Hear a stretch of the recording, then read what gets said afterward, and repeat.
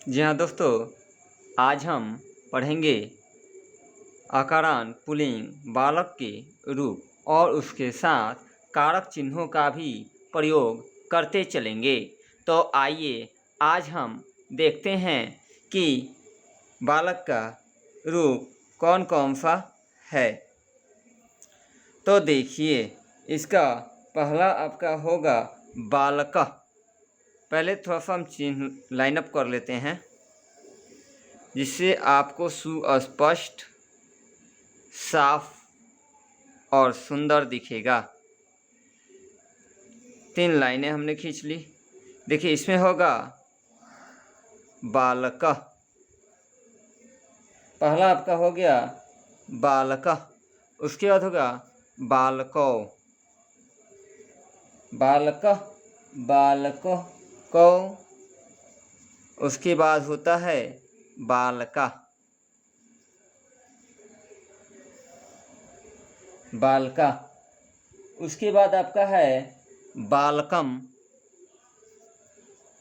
बालकम,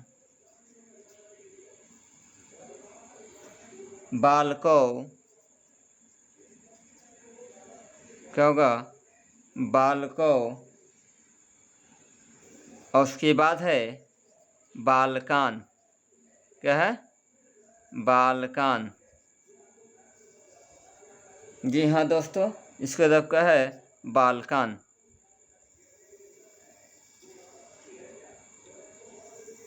अब आगे देखेंगे इसके बाद तृतीय। तो तृतीया होता है। तो तृतीया में आपका है बालकेन। क्या है? बालकेन। आपका है बालकेन, बालकाभ्याम, बालकाभ्याम।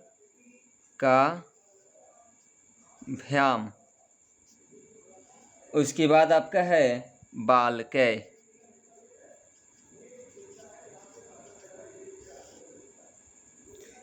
चतुर्थ विभक्ति में देखेंगे कि क्या है, तो है बालकाय। क्या है?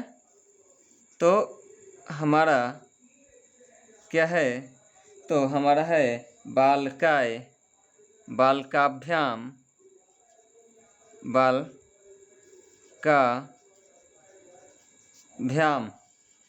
उसके बाद बालकेभ्य, बालकेभ्य।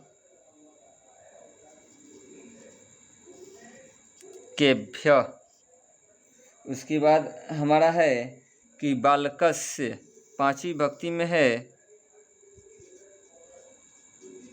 बालकस्य। उसके बाद बालकस्य, उसके बाद है बालकाय, बालकाभ्याम, बालकेभ्य। उसके बाद है उसके बाद हमारा है बालकात।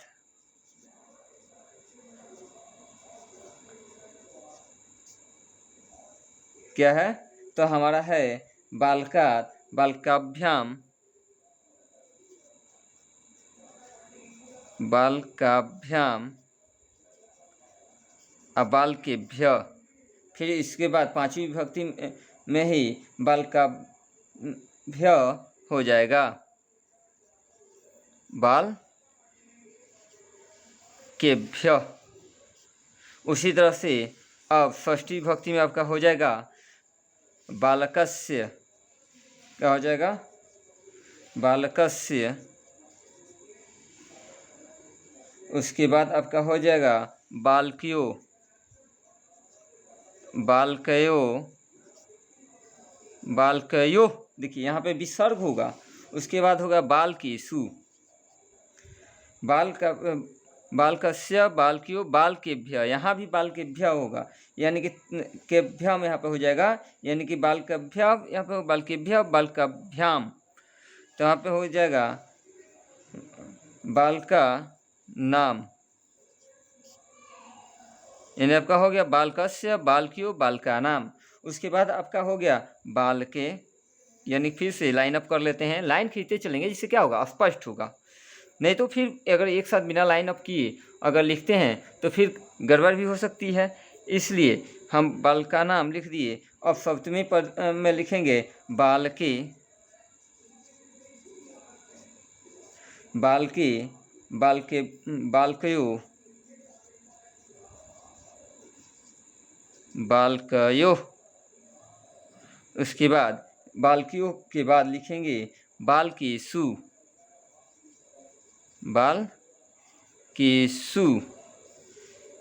केशु। देखिए संस्कृत है ना, इसलिए बालकेषु हो जाएगा। उसके बाद होगा हे बालक, हे बालक, हे बालको, हे बालको, हे बालका।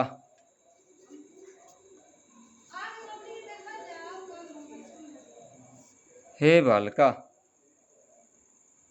यहाँ पे वो डंडा लगा देंगे, विसर्ग लगा देंगे।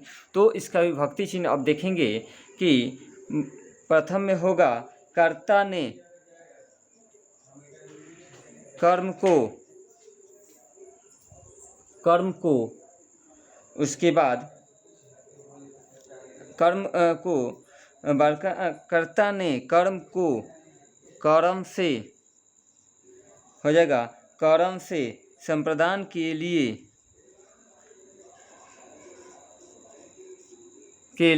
अपदान से संबोधन की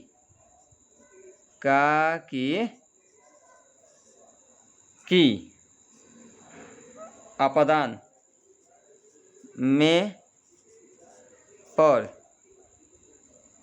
भी होगा, पर भी हो सकता है। संबोधन हे अरे।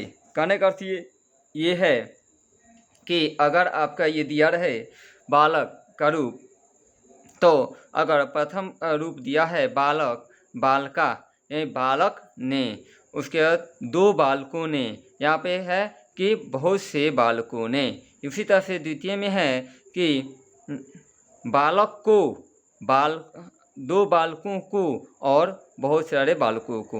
वह तृतीय में है बालक से, दो बालकों से और बहुत से बालकों से। इसी तरह से हमारा ये क्रम चलते रहता है। देखिए दोस्तों, ये जो हमारा जो फ्रेम जो तैयार है और खांचा जो तैयार है, इसी के आधार पे सभी रूप दिए रहते हैं और ये सीटेट के लिए बहुत ही उपयोगी और लाभदायक होता है। अगर आपको कहीं भी दिक्कत होता है तो हमारे वीडियो में कमेंट करेंगे, हम कोशिश करेंगे कि आपको ज़्यादा से ज़्यादा लाभ पहुंचा सकें। अगर हमें वीडियो पसंद आए तो लाइक करें, सब्सक्राइब करें और शेयर करें। जी हाँ दोस्तों, धन्यवाद।